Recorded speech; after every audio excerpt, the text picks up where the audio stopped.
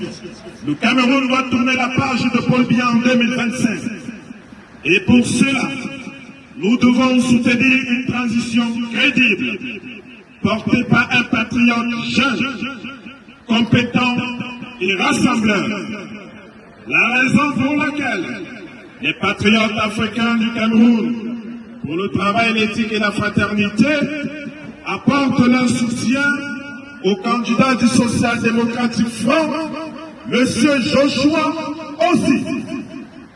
Peuple camerounais, préparons-nous pour la libération en 2025. L'élection d'octobre 2025. Mesdames et messieurs, bonjour. Vous suivez l'élan africain et je vous en remercie.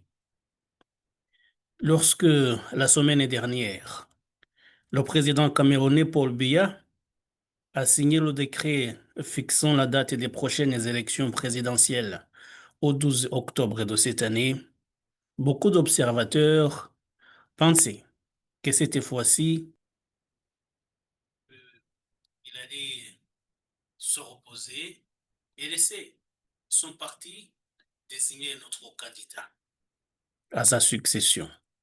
Puisque Paul Biya, on s'en souvient, tout le monde le sait maintenant, vient de passer 43 ans au pouvoir. En novembre de cette année, il aura passé 43 ans révolus au pouvoir en tant que chef de l'État camerounais, avec un pouvoir sans partage.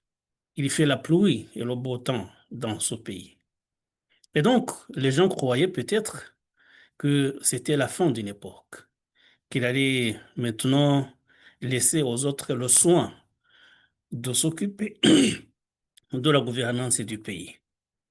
Mais non, ce dimanche, on a été surpris de voir que le président camerounais officialisait sa candidature à sa propre réélection. C'est pour un 8e mandat. Ça fait quand même beaucoup. Ce qui fait dire évidemment à beaucoup d'observateurs que c'est une façon d'exagérer. Exagère. Non pas parce qu'il s'éternise au pouvoir, ce qui est un problème en soi, puisque normalement, la Constitution au Cameroun ne limite pas le mandat. Donc le président a le droit de se présenter autant de fois qu'il veut. Et lui, justement, qui est l'auteur de cette règle, en profite largement. Mais le plus inquiétant, c'est surtout sa santé. La santé qui est liée à l'âge, puisqu'il est âgé de 92 ans. 92 ans tout de même, on n'a plus suffisamment de force pour pouvoir s'occuper des affaires du pays. C'est pour cela que les gens partent à la retraite. Pourquoi est-ce qu'un fonctionnaire, un ouvrier ou un artisan, un commerçant, pourquoi tout le monde partirait à la retraite et pas le chef de l'État? Puisque justement, c'est une façon de personnaliser la chose publique. Ça veut dire que pour la famille Biya, ce pouvoir lui appartient et il va rester jusqu'à la mort. Et au Cameroun, justement, nous suivons l'actualité.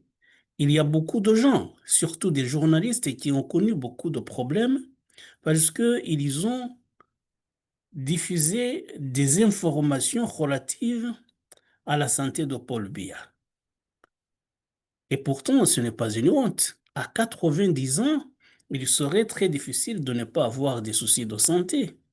Même si on le sait, c'est quelqu'un qui a bien vécu, qui n'a pas de problème particulier, qui apparemment, physiquement, est quelqu'un de robuste.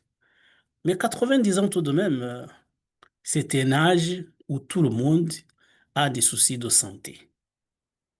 Et il ne peut pas dire que lui, il n'est jamais malade. Et surtout, il y a des surprises à cet âge-là. On ne sait pas à quand un malheur quelconque, une maladie, lié à l'âge, justement, peut survenir. Et Paul Biya, à mon avis, devrait songer à se reposer et profiter largement des richesses qu'il a accumulées au cours de sa carrière politique. Mais l'autre souci, justement, il y a d'abord l'âge, il y a la santé, mais il y a le fait, justement, que Paul Biya ne gouverne pas lui-même.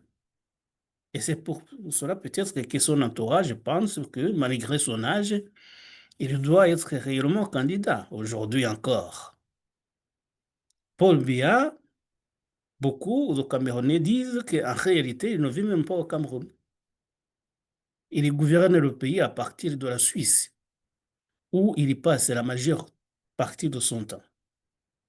Donc vous voyez quelqu'un âgé de 93 ans, de 92 ans, qui vient de passer 43 ans au pouvoir, qui ne vit pas dans son pays et qui quand même, encore une fois, se présente candidat.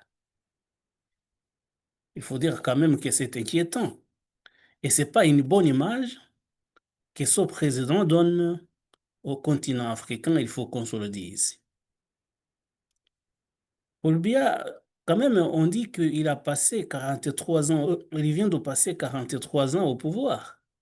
Mais il faut dire qu'avant d'être président de la République, il a été Premier ministre pendant 7 ans, depuis 1975. Il était Premier ministre. Et il a accédé au pouvoir, à la présidence, lorsque son prédécesseur, Amadou Ahidjo, a décidé de démissionner à la surprise générale. Et donc, Paul Biya a accédé facilement au pouvoir. Et il ne veut pas en partir. Et c'est quand même inquiétant. Avant d'être Premier ministre, tout de même, il occupait aussi d'autres postes dans la fonction publique, de postes importants. Parce qu'on dit que Paul Biya a commencé sa carrière politique en 1962. Ça veut dire il y a exactement 63 ans, ce qui fait quand même beaucoup. Et c'est pour cela qu'à mon avis, il devrait penser à prendre sa retraite. Mais quand on dit cela, on n'oublie pas en réalité, et c'est justement ce que je disais tout à l'heure, qu'il y a lui, justement, il y a sa volonté qui compte. Il faut dire que lorsqu'on lui posait la question pourquoi est-ce qu'il reste au pouvoir, il a répondu une fois à cette question, il a dit ne durent pas au pouvoir ceux qui veulent, mais plutôt ceux qui peuvent. Je vous remercie. Je commencerai par dire que ne dure pas au pouvoir qui veut, mais dure qui peut. Je ferai une deuxième observation, c'est que je ne suis pas à la tête de l'État par la force. Je n'ai pas acquis le pouvoir de manière dictatoriale. J'ai toujours été élu par le peuple. Bien évidemment, puisque beaucoup de Camerounais peut-être l'auraient destitué s'il avait pu. C'est qu'il a réussi à protéger son pouvoir. Mais il y a également la conscience. Il devrait avoir sa conscience qui lui dicte quand même que pour le bien de son pays, le Cameroun, il devrait se retirer. Mais apparemment, il ne veut pas. Et quand il a publié son tweet, justement, il a posté son tweet annonçant publiquement qu'il allait, briguer un nouveau mandat, le 8e mandat. Il disait aux Camerounais de ne pas douter de sa volonté de servir le pays. Et servir le pays demande à la fois de la force morale, de la force intellectuelle, on ne doute pas de cela, mais surtout de la force physique. Et là, justement, il y a de sérieux doutes, c'est ce que nous étions en train de dire. Et Paul Biya devrait penser à prendre sa retraite. Donc, on a énuméré peut-être les reproches que font les Camerounais à leur président, d'abord l'état de santé, c'est pas un reproche, hein, tout le monde a des soucis de santé. Il y a son âge quand même très avancé, mais il y a le fait même qu'il ne vit pas dans le pays. Et ça, c'est aussi un souci. Donc, ça veut dire qu'il y a d'autres personnes qui gouvernent pour lui. Et c'est justement le souci dans ce genre de situation. Parce que vous vous souvenez, il y a quelques années, il y a un certain Abdelaziz Bouteflika en Algérie qui aussi se présentait dans un état de santé très précaire, qui était sur une chaise roulante, mais son entourage quand même le présentait à la présidence de la République. Est-ce que ce sont ses proches, justement, qui profitaient des bienfaits du pouvoir? Lui était dans un état plutôt inconscient. Et ça risque d'être pareil au Cameroun. Et justement, nous avons voulu évoquer ce sujet puisque c'est un peu inquiétant et ça pose quand même un sérieux problème de démocratie. Parce qu'une démocratie sans alternance, ce n'est pas encore une démocratie, ce n'est pas du tout totalement une démocratie. Il faut que les gens puissent accéder au pouvoir de façon transparente et pouvoir en partir, laisser la place aux autres. C'est ça la démocratie. On ne va même pas entrer dans euh, ce processus électoral qui est aussi douteux. Vous savez que, par exemple, en 1992, selon les observateurs, encore une fois, il est dit qu'en réalité, le vrai gagnant des élections au Cameroun, c'était un certain Johnny Frundi. Johnny Frundi qui est décédé il n'y a pas très longtemps. C'était un opposant de longue date au pouvoir de Paul Biya. Mais en 1992, par exemple, c'est lui qui avait gagné les élections. Mais malgré tout, Paul Biya s'était maintenu au pouvoir. Puisque justement, pendant tout ce temps-là qu'il a passé au pouvoir, il a su construire son système que personne d'autre, mis à part lui et ses proches, évidemment, ne peut briser, ne peut avoir, ne peut briser et que justement lui seul peut contrôler ce qui se passe, que ce soit les élections, que ce soit les ordres venus des cimes du pouvoir. Et voilà, Johnny Frundi avait gagné des élections en 1992, mais tout de même, Paul Biya était resté au pouvoir. Et ça pose justement un problème de démocratie. Je parlais de ce processus électoral qui est souvent mis en doute. Mais même si les élections étaient transparentes, le fait même de ne pas limiter les mandats, le fait même de ne pas pouvoir céder la place aux autres est un problème en démocratie. C'est pour cela que, par exemple, parmi les grandes démocraties du monde, en Amérique ou en Europe, ou même dans certains pays africains, déjà comme le Sénégal par exemple, on limite les mandats. On dit, après 2 mandats de 4 ou de 5 ans, vous n'avez plus le droit de vous représenter. Même si vous avez été un très bon président, euh, la Constitution ne vous autorise pas à vous représenter. Évidemment, il y a d'autres pays où cela est mis à mal justement par la volonté des gens de se maintenir au pouvoir. Nous voyons ce qui se passe par exemple en Côte d'Ivoire et ailleurs. Mais là, aujourd'hui, nous voulions évoquer le sujet du Cameroun parce que c'est l'un des sujets inquiétants sur le continent africain. Même s'il faut le dire, le Cameroun est un pays très stable. Là, c'est peut-être la raison principale et qui fait que les proches de Paul Biya continuent de vouloir le maintenir au pouvoir malgré tous les problèmes que nous venons de citer. C'est quand même inquiétant, à son âge, à 93 ans, de rester au pouvoir. Mais ce que je suis en train de dire, c'est que la limitation des mandats est quelque chose de très important dans une démocratie républicaine.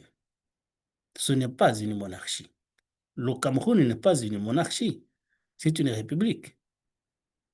Non loin de là, même si nous sommes en train de parler de Paul Biya, non loin de là, il y a un cas similaire en Ouganda.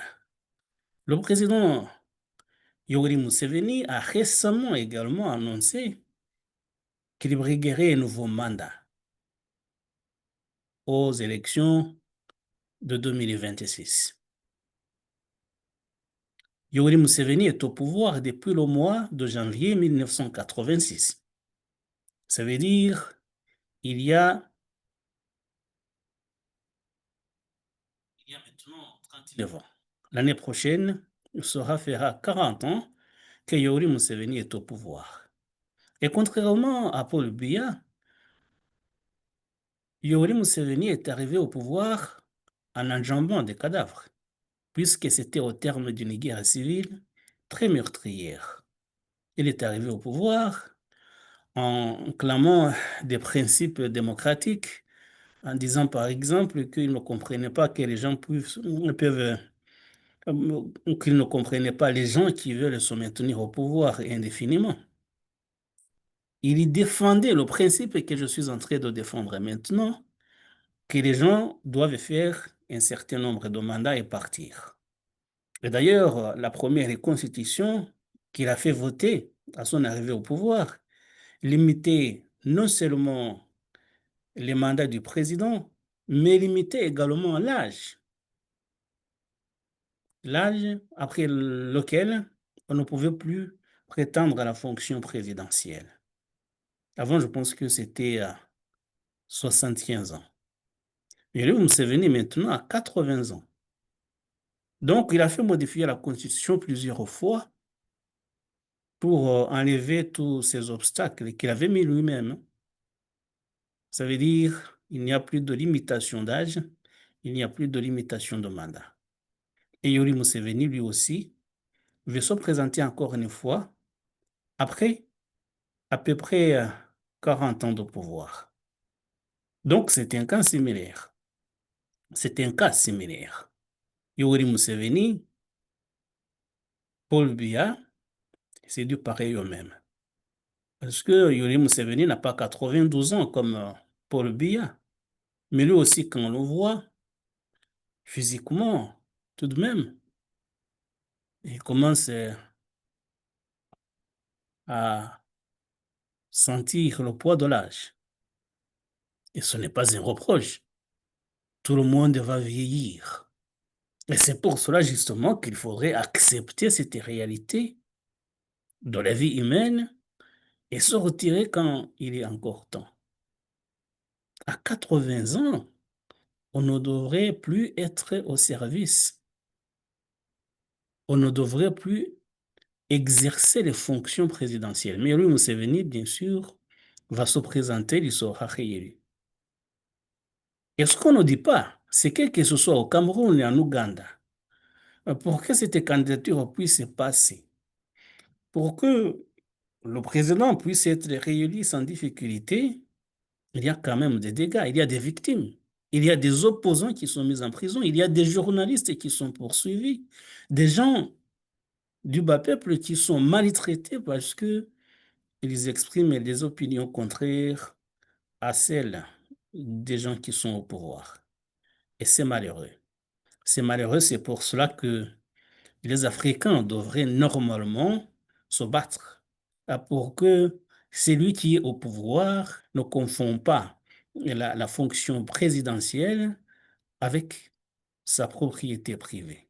Il devrait accéder au pouvoir, servir le peuple, remplir ses responsabilités et puis partir. C'est aussi simple que ça. Donc, on déplore ce qui se passe au Cameroun, on déplore ce qui se passe en Ouganda, mais on en a vu d'autres hein, et on en verra certainement d'autres. J'évoque tout simplement ces deux cas, mais on sait qu'en Afrique, il y a des problèmes de démocratie un peu partout.